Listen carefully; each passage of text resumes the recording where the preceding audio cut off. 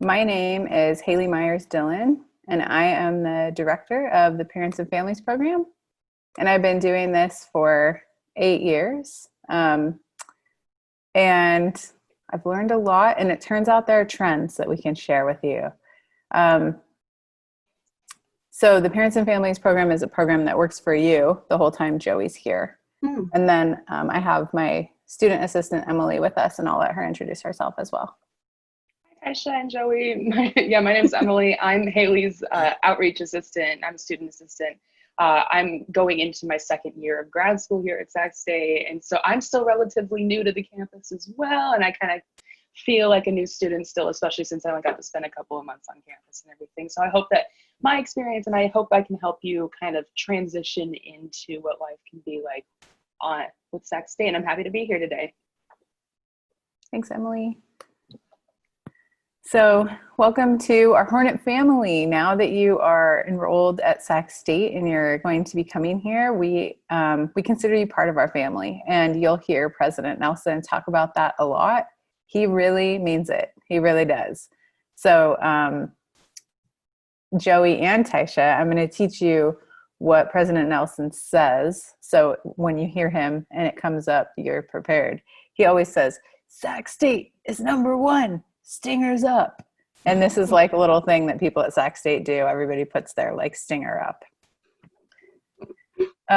So today I'm going to tell you a little bit about Sac State in general, so you know the context of the university that you're in. I'll tell you about the Parents and Families program.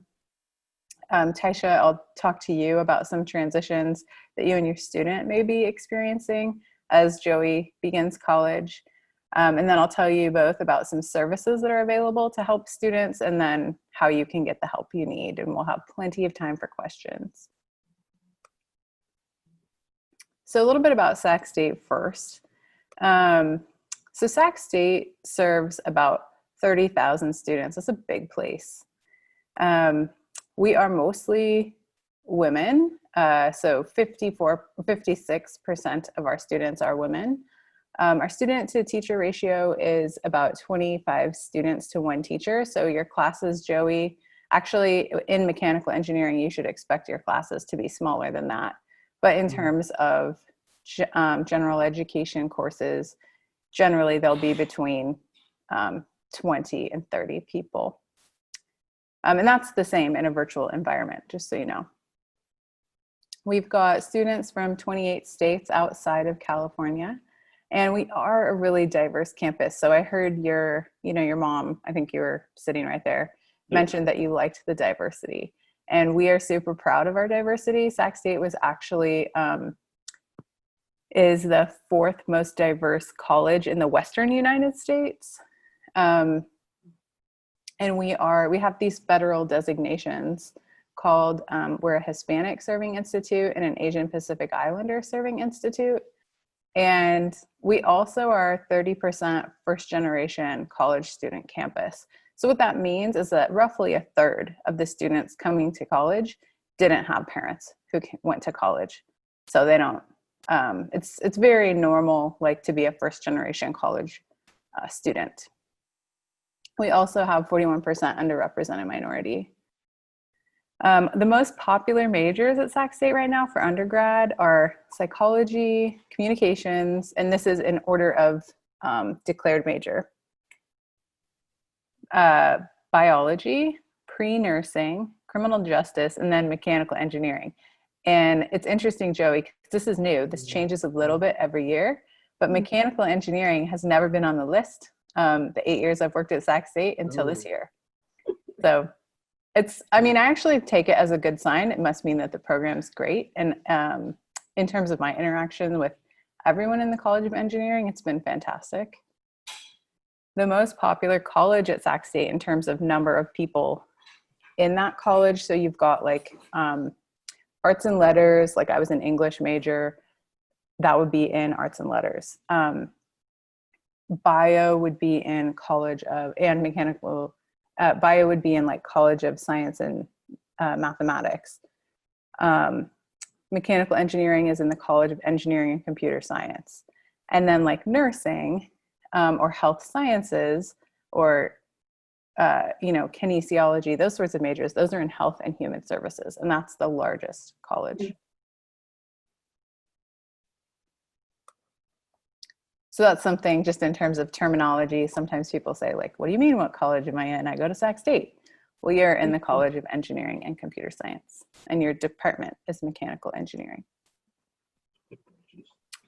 So drilling down a little bit to the Parents and Families program, we've got this program, and as I mentioned, it exists to serve you, Taisha, the whole time that Joey's here and to help you get the information that you need. So in high school, you get the information.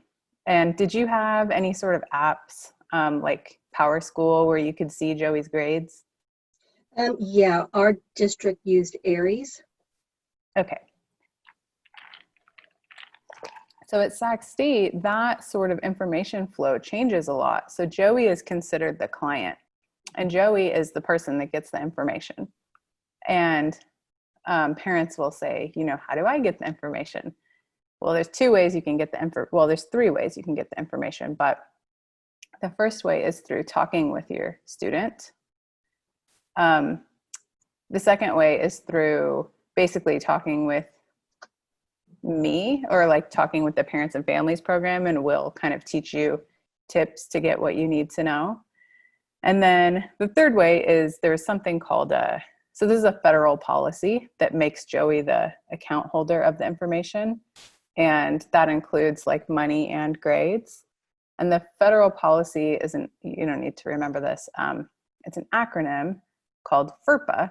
And it basically says, Joey, if you don't mind, if your mom sees access to financial information or grades, you can sign this waiver and you have to submit it every year. And then she can actually talk with personnel about your records. It's fairly unusual. Like I would say fewer than 10% of students have FERPA waivers on file. But why? So like what we are trying to do is help basically like smooth the relationship and smooth the entry into Sac State through communication and giving you the information you need, Taisha. So in part, Joey doesn't have to do it, and he may not know where to get the info anyway that you want.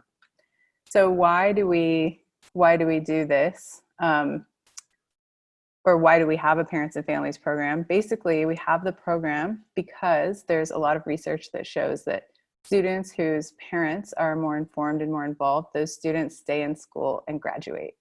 And I'm sure that's your goal too. So same goal. Definitely. How do we do this? We do this through a few ways: communications, events, customer service, and this group of superstar volunteers we have called Parent Ambassadors. So Taisha, our communications are increased right now because we're virtual. So we send out a monthly newsletter that's kind of based on what's going on campus and certain deadlines and information you might need to know. Then we've also been having these town hall Zooms every couple weeks for parents. So you can get on there and I'll give updates and people can ask questions. And there's a variety. We usually have between 70 and 80 parents join. Mm. And there's a variety of people. So some people who join have new incoming students, and some people who are joining have students who just graduated or are in their senior year.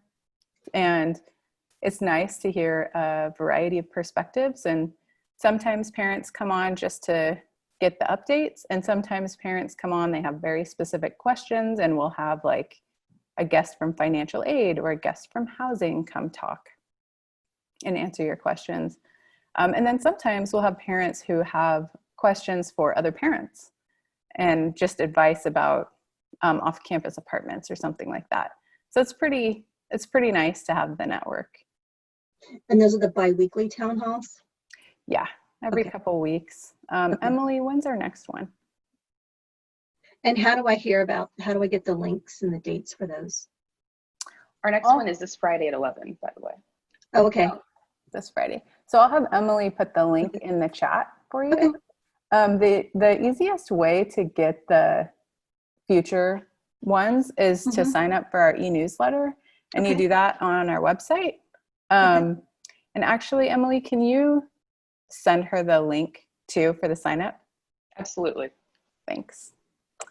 Our website is csus.edu /parents, and you'll find the newsletter sign up on there, and resources like our parent guide, and we have a Facebook page too.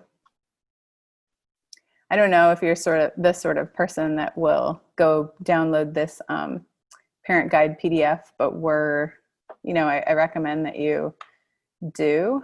We're also mailing it out. If you are interested in getting a copy, we can talk about that at the end. Okay, so aside from communications, the Parents and Families program does typically host events. That's not really happening with COVID and being virtual.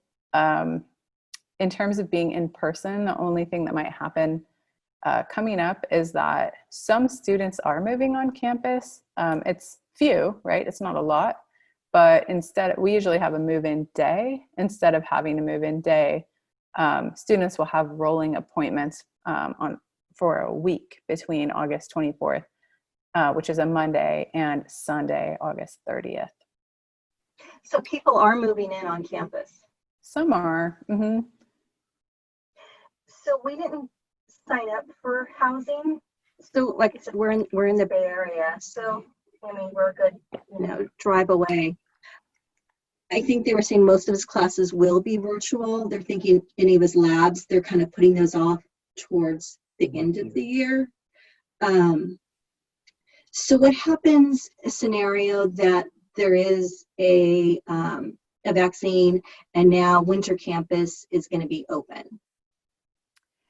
And are you thinking that you might want Joey to live on campus? Right. So in October, housing will release something called the spring application. Okay, so it's spring. Okay. Mm-hmm. And so there is an application fee. It's $250. And I view it as just, instead of the rush sort of happening in, the summer or like May and June, it's just pushed a little bit to October, October, November, when people will apply for campus housing. Mm-hmm. So you'll apply there. If that doesn't work out, there's a couple other options. It's it can be expensive to live on campus. There's various off-campus apartments, and there's a mobile app called Sac State Mobile. And in that mobile app, there's a roommate finder where you can look for roommates. And then there's other options too. But as you're an incoming freshman, right? Yes. Yeah. As an incoming freshman, I think that'd be your bet. You just fill out the spring application in October. Okay. We also offer customer service. So if you have a little question, like where do I find my student's ID number, we can help you with that. That's no biggie. But if you've got something a little more complicated, we can help with that too. And for instance, I worked with a family a couple years ago where the student was doing really well in fall semester, and she became ill suddenly, and she had to be hospitalized the week before finals week. And she ended up being fine, but she did have to get an emergency surgery, and she couldn't take her finals. And so her mother worked with me, and I was able to arrange with each of her professors her to take her final the week after finals week in all of her classes. And that's pretty unusual. Like the default scenario would be that she would get an incomplete, and then she would complete the finals 6 weeks later, after spring break, or after winter break rather, concluded, and she was back for spring semester. But 6 weeks is a long time to forget all the information you've just learned. Mm-hmm. And so it was a good situation. And the lesson is, If you've got something where you're not quite sure where to turn, you can always ask us. Even if there's no clear path, we're here to help think through it and find a solution. We also have these people called parent ambassadors who all have students at Sac State, and they live all over the state.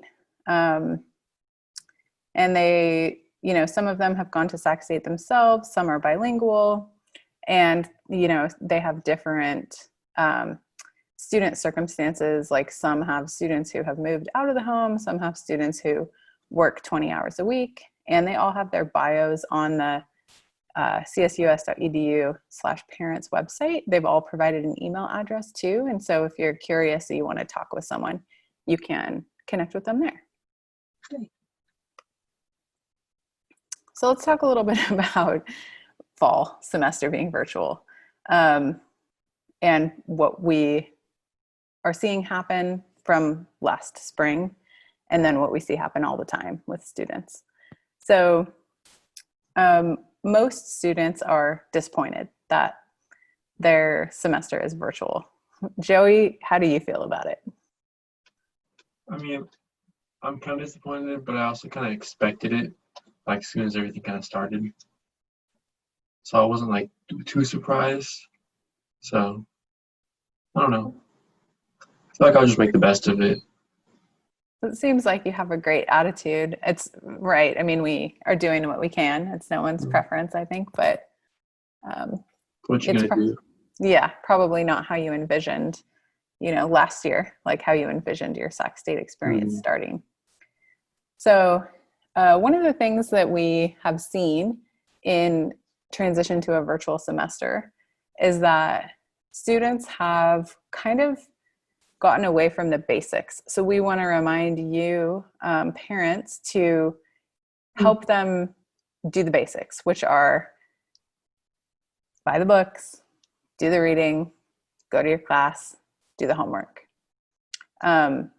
In virtual times, it seems to be tough to continue doing these things sometimes, especially if things get hard, meaning like if what we saw last semester was the first time a student got a bad grade on a test or a quiz or a paper. In virtual semesters, they basically stopped going to class. And we just want you to know, like, it's still, everyone's still here for you. And just one paper or just one assignment isn't going to make or break your whole grade. It's really not. So, you know, keep trying, communicate with your professor. There's no reason to give up when things get hard. Just keep plugging away. So question for you, grading has not changed. So I know in high school, they changed it just to pass fail. And the problem we had with that was then the principal sent something out to all the students saying that if you're a senior, based on what you got last semester, if you had passed last semester, there's no way you're going to fail. So you had kids just checking out. I mean, they're like, I'm done with school. We had a math tutor for him. So, I mean, that was literally the only way he was learning math was because he had a tutor. They didn't like post assignments or they didn't like do a Zoom calls where they had the instructions. They basically gave you links like, you know, here's some different, you know, YouTube videos to watch and then go take a test. That was the extent of the learning. So, like I said, he had a math tutor, so at least he was still kind of getting the education. But are the Zoom classes going to be at actual times? So he'll have a schedule. If he has certain classes at certain times, that's when he'll be on those Zoom calls. Good question. So, Joey, you'll get your schedule on your orientation day on the 13th. And there's something called strategic scheduling or Hornet launch. Have you heard of that? Mm-hmm. Yeah. Okay. So that was the one Zoom meeting that I had gone to, and he joined with me. Great. So you will be placed into your courses based on the classes that you have taken already, if you have. Are they, so the words for the class schedule you're going to have are synchronous or asynchronous. Synchronous means, you know, your class is posted at noon and you have to be there at noon. Synchronous is you got to be there at the time. asynchronous is, it says noon, but you can be there whenever. Or it's recorded is really what's happening. So that's dependent on your professor. And I believe that when you get your schedule, there'll be a way to read it. Like there will be an indicator of whether it's synchronous or asynchronous. But if you're not sure on the day that you get your scheduled orientation, please ask your orientation leader, or we'll type my email address in the chat, and you can always shoot me an email and say, I can't tell. I imagine that most of your classes are going to be synchronous, where you have to be there at a certain time. So people don't like being in front of a computer for a 2-hour class just sitting there. You know what I mean? Mm-hmm. So a lot of Sac State's faculty are undergoing training this summer for how to be more effective virtual instructors. And what that means is basically like they will kind of give you the structure for the class at the beginning of the class. Then they'll say things, they'll say, we're going to do this, this, and this. So the first topic is this. I'll present for 20 minutes, and then you go on your own, do some sort of research. We'll come back and discuss. You'll be in some sort of breakout group, depending on the size of the class. Then you'll have another sort of topic, maybe 20 minutes later, or like another 20 minutes. And so they're trying to vary the activity so you don't get too bored. In terms of grading, it's a good question, and I understand what you mean, because my stepdaughter just finished her senior year, and it was the same situation. Mm-hmm. And so did my stepson, who's he's still in high school. He's going to be a junior, and everyone just stopped doing their work because the instruction wasn't there in part, but neither was the meat of like, you get this grade. So absolutely, you will be held accountable for learning. You will be graded.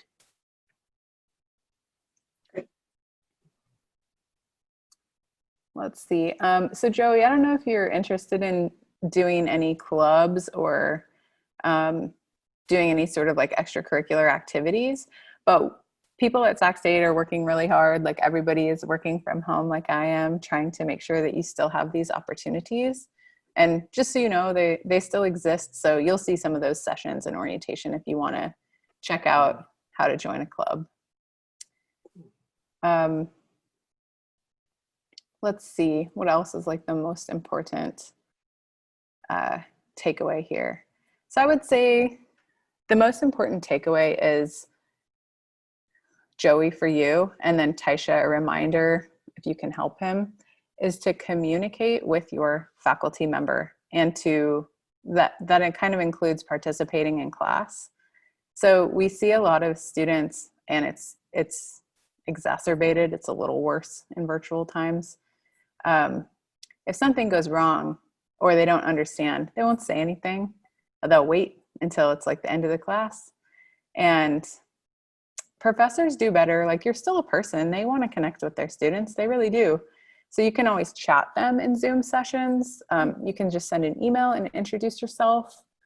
You can ask questions, or you can visit their office hours. So they'll have office hours, and it'll be like this. It'll be a Zoom office hour. Or you can request probably just a phone call if you're tired of being on Zoom and you want to walk around with your phone in your pocket.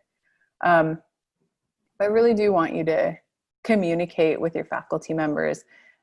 Stand out as a person to them. It's really easy to fade into the background and just be another name that they don't notice if you don't participate.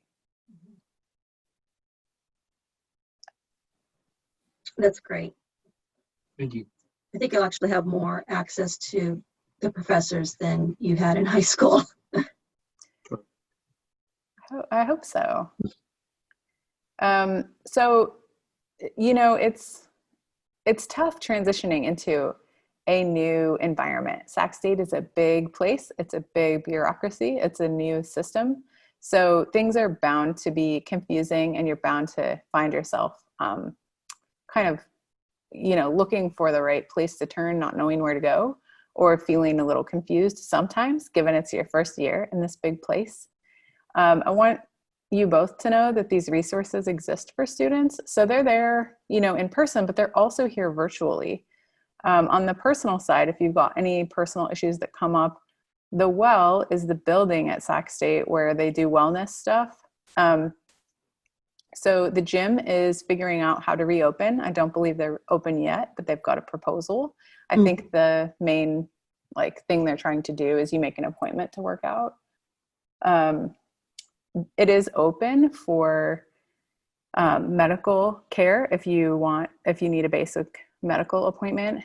And then they also have mental health counseling virtually. So if you're interested in getting like a therapy session virtually, you can do that. It's all free with your tuition and fees that you're paying right now. The Career Center is also available for to help you find jobs or to think about long-term career planning. So I think I heard you say the lifeguard job's not working out. Yeah. Emily, what's our career website called? It's called Handshake. I'm going to put a link in the chat as well. Thanks. So Joey, you can upload a resume to Handshake, and Sac State is hiring virtually, and you can see jobs for students in Handshake. You do have to upload a resume though. Okay, yeah, I got one.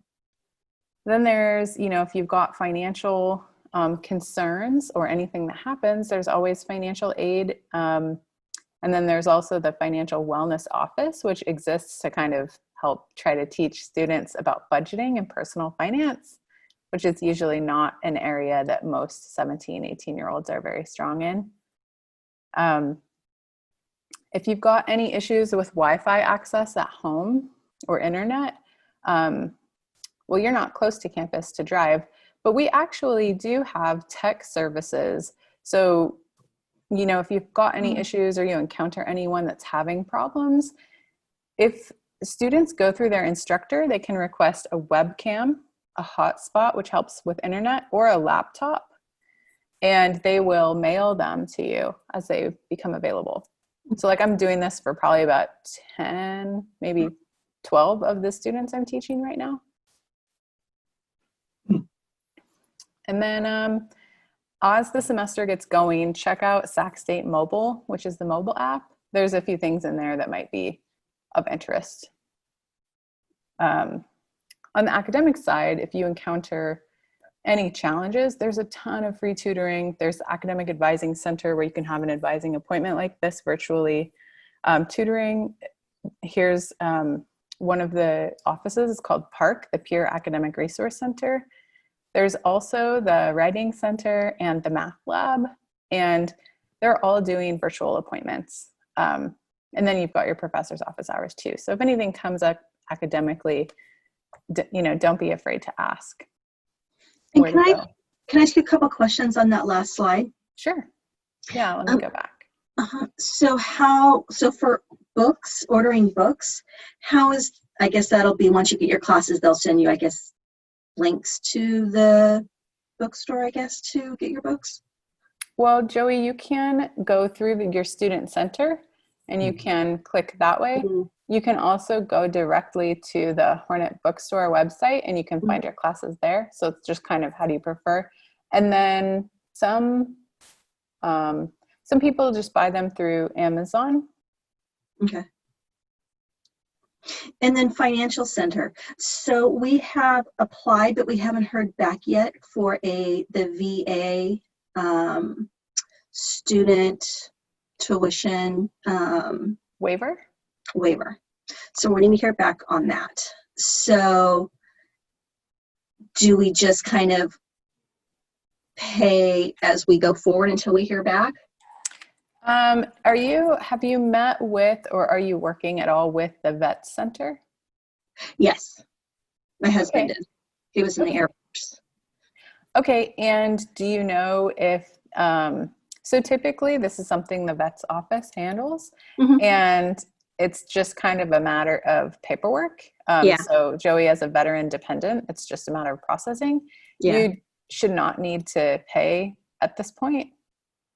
If you have been communicating with the vet's office, I can, let's see, I can do a couple things. Like I can open your account and see what I can see, which, we can see what it is. And then the other thing is just to do a follow-up with Mario and then the general office email and just say like, hey, can you give us a status update of where this is? And I'd be happy to send that email for you if you want. Who's Mario? He runs the center right now. His name is Mario Garza. Okay.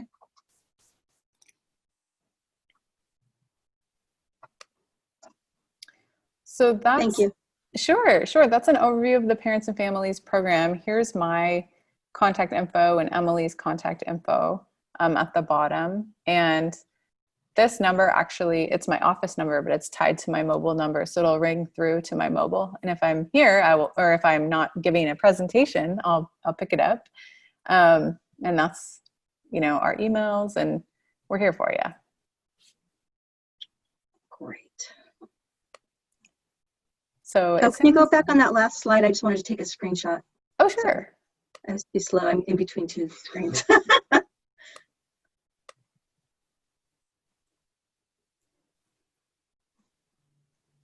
Oh, thank you. Let me get my tool.